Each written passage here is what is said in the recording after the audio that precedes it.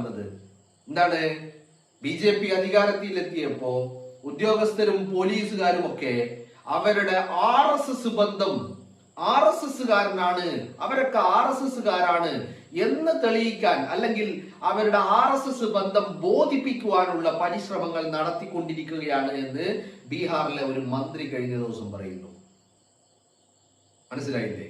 അപ്പൊ അവിടെ അലഹബാദ് ഹൈക്കോടതി പറഞ്ഞ നിയമവ്യവസ്ഥയോടും രാജ്യത്തിന്റെ ഭരണഘടനയോടും യാതൊരുവിധ കൂറുമില്ലാത്ത, ഒരു കമ്മിറ്റ്മെന്റും ഇല്ലാത്ത, ഒരു റെസ്പോൺസിബിലിറ്റിയും ഇല്ലാത്ത സോ കോൾഡ് പോലീസ് അല്ലെങ്കിൽ നിയമപാലകർ രാജ്യത്തെ പ്രതിഷേധങ്ങളെ സംഘ് പരിവാറിന് അനുകൂലമാക്കാൻ വേണ്ടി, അല്ലെങ്കിൽ പ്രതിഷേധങ്ങളെ പൊളിക്കാൻ വേണ്ടിയുള്ള പണിയെടുത്തുകൊണ്ടിരിക്കുന്നു ഒരു ഭാഗത്ത്.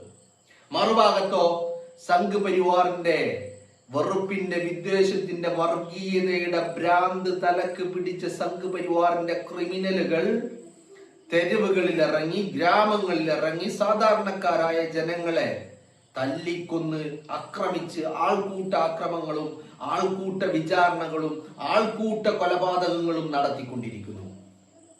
അതാണ് ഞാൻ പറഞ്ഞത്, രാജ്യം പോകുന്നത് വലിയ ഗുരുതരമായ ഒരു സിറ്റുവേഷനിലൂടെയാണ് രാജ്യം പോയിക്കൊണ്ടിരിക്കുന്നത്. ഒരു ഭാഗത്ത് രാജ്യത്തെ വിദ്യാഭ്യാസ മേഖല തകർത്ത് തരിപ്പണമാക്കുന്നു, മറ്റൊരു ഭാഗത്ത് ആരോഗ്യ മേഖല തകർത്ത് തരിപ്പണമാക്കുന്നു. അതിനപ്പുറം ഇൻഫ്രാസ്ട്രക്ചർ ഫെസിലിറ്റികൾ തകർത്ത് തരിപ്പണമാക്കിയിരിക്കുന്നു. രാജ്യത്തെ ഏറ്റവും വലിയ സ്മാർട്ട് സിറ്റി എന്ന് നരേന്ദ്രമോദി രായ്ക്ക് രാമായണം അവകാശപ്പെട്ടുകൊണ്ടിരിക്കുന്ന സൂറത്തിന്റെ അവസ്ഥ എന്താണെന്ന് നിങ്ങൾ ഇന്ന് കണ്ടിട്ടുണ്ടാവും സോഷ്യൽ മീഡിയകളിൽ. സൂറത്ത്, ഗുജറാത്തിലെ സൂറത്ത് വെള്ളപ്പൊക്കത്തിൽ മുങ്ങി, കോടാനുകോടി രൂപയുടെ നാശനഷ്ടങ്ങൾ. ഫലപ്രദമായ ഡ്രെയിനേജ് സിസ്റ്റം ഇല്ലാത്തതിന്റെ പേരില് വെള്ളം ഒന്നാം നിലയിൽ, രണ്ടാം നിലയിൽ, മൂന്നാം നിലയിലേക്ക് ഇങ്ങനെ കയറിക്കൊണ്ടേയിരിക്കുക.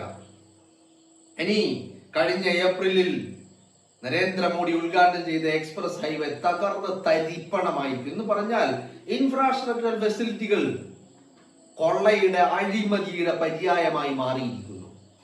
ആരോഗ്യ മേഖലയും വിദ്യാഭ്യാസ മേഖലയും തകർത്തു.